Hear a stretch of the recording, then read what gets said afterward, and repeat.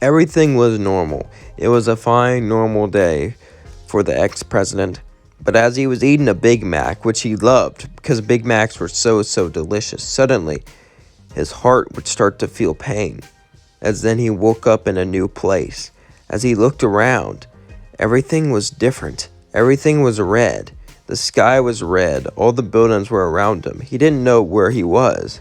But everything looked so different. The town was different. The people were different. This wasn't the America he loved. Where was he? He started to walk around.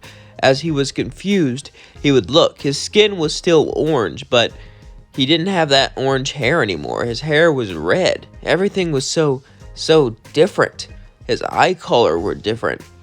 And his hands felt scaly. He didn't know what was going on.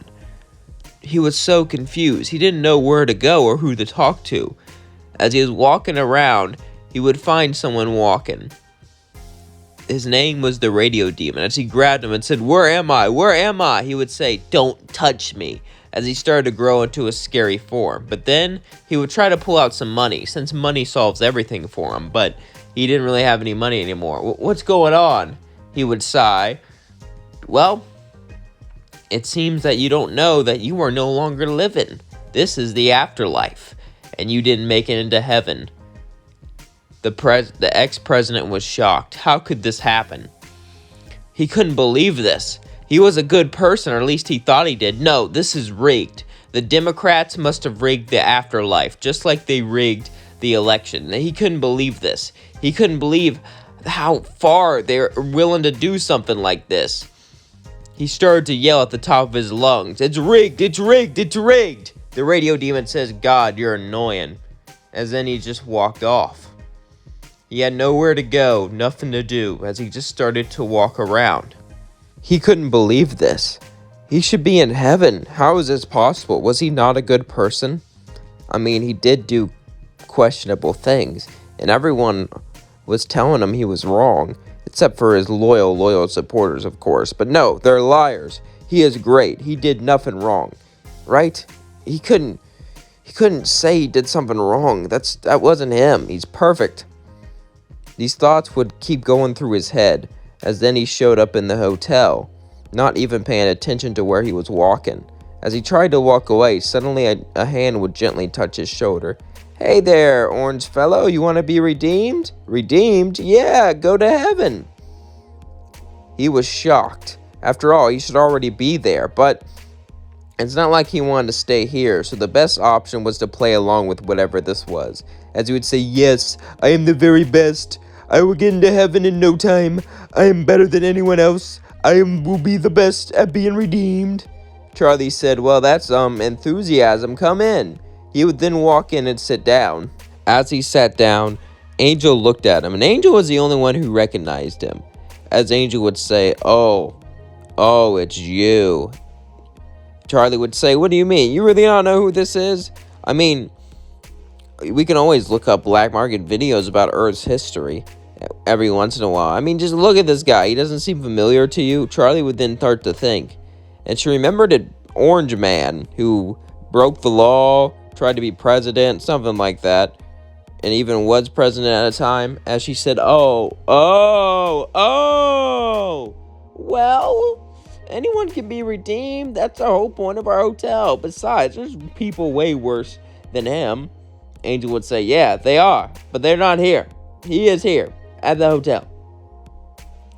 Trump would then say, "Actually, they were all wrong. I am great. I did nothing wrong. I am the best." Charlie would say, "Okay, the first path for you to redeem is to admit when you did something wrong. I will admit it when I actually did it." They would then sigh, as Charlie would say, "This will take a while." A few days would pass with him at the hotel. Angel didn't really like him, which wasn't really a shock since Angel was, a flamboyant man and things like that. And Husk was annoyed with him because he bragged all the time. No one really liked him, except for Charlie, because she thought he was trying to change. But he really wasn't. He was just making excuses to try to get into heaven, which wouldn't work. Or at least everyone thought.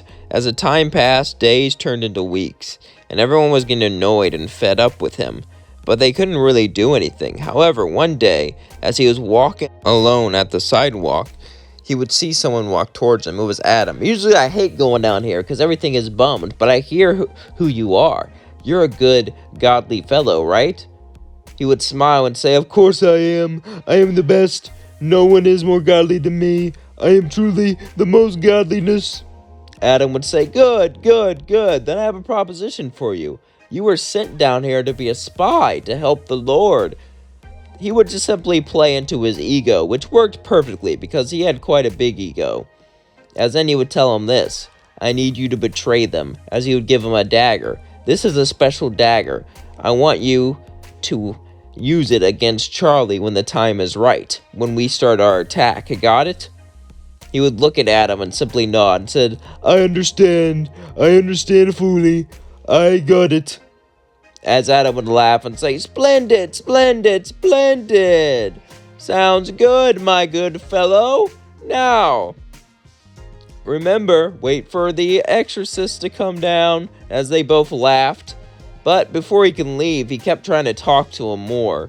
And Adam was getting annoyed. I mean, Adam was obnoxious himself, but this was like a whole nother level for him. He had to put up with all of his annoyance stories and things like that until eventually he could leave. Adam was exhausted from dealing with him. As he started to lay down, Luke would say, "You really want to let that thing into heaven?" Adam would say, "Oh, no, I'm just using him." Luke would say, "Good, can you imagine if we let him in?" As they both laughed, as then we cut back to the ex-president. As he was sitting down, contemplating what he was going to do, he was also excited. He was finally going to be able to get into heaven. He hated this place. He hated how he was surrounded by these people. They were all so left-wing, had all these ideals, living their life. It was so disgusting. He was going to be happy to finally get into heaven, to finally be able to see everything that he was promised. But as he was sitting down, Vaggie would walk up to him. "You're not even trying," she said. "We've been trying for weeks to try to get you to admit when you're wrong, to change yourself for the better, but you don't even try." Charlie said, "Now, Vaggie, no, you don't even try." He would get up and say, "I'm sorry, I would try." As Vaggie said, "What?" "Yep." As much as he hated it, he decided to swallow his pride. He was going to pretend to try to change, pretend to try to be a better person. Then when time was right, he would strike. They were both shocked, but they were excited to see him change. As the days passed, he would get better, he would improve, and he honestly started to have fun with them, but he would never tell anyone like that. However, he never questioned what he was going to do. He knew that he had to do this, that he had to side with the exorcist. After all, why stay down here with these disgusting people when you can go up to heaven? It really was a foolproof plan. As the time came, we cut to extermination day. As all the exorcists were going down. Little did they know they had a man on the inside. No one was ready for what was going to happen. As Charlie was ready to fight, the ex-president would grab her and start to cry, hugging her. I don't want to go. I don't want them to." She would say, it's okay. But then he would stab her with a dagger and leave her there. As he walked off, he did it. He won the battle before it even started. As the attack was continuing, eventually they would flee, and he would leave with Adam. As Adam would say, "You did it, good job, and you know what your reward is?" He would then smile and look at him. "My reward is to go into the gates of heaven. Thank you very much. It was a pleasure working for you. Honestly, you're a great man, a very great man." Adam would say, "Yeah, I am, but you're not." As suddenly he would feel a sharp pain in his back as he would fall down. Adam would then laugh. "You honestly thought we'd let you in? I mean, there's only room for one person like me, and that's me. And besides, that whole making your own Bible crap didn't really go well with the big guy upstairs anyway. So, goodbye. This is it. Thank you for your help." As they walked off, the ex-president watched as he failed everyone. Adam just used him. Charlie, the one person who actually cares, is no longer here. He failed everyone. He failed everything. As all he could think about was, maybe he was actually wrong the entire time. As he slowly went out of consciousness. And that is where we're going to leave things off. Now, I know there might be a lot of hate towards this video because, well, I did make fun of him a lot. And people don't like when you do that because you can't make fun of politicians anymore, which is like a whole another thing. But yeah, this video is just a joke. If you get offended by it, then you're getting offended by a 10-minute YouTube video. So what does that accomplish? Please let me know in the comments below. Anyway, I love you all. Thank you so much for watching. I promised like the Mega movie will be out tomorrow. I tried combining them all, but it was like a 38-hour long video and it just wouldn't upload.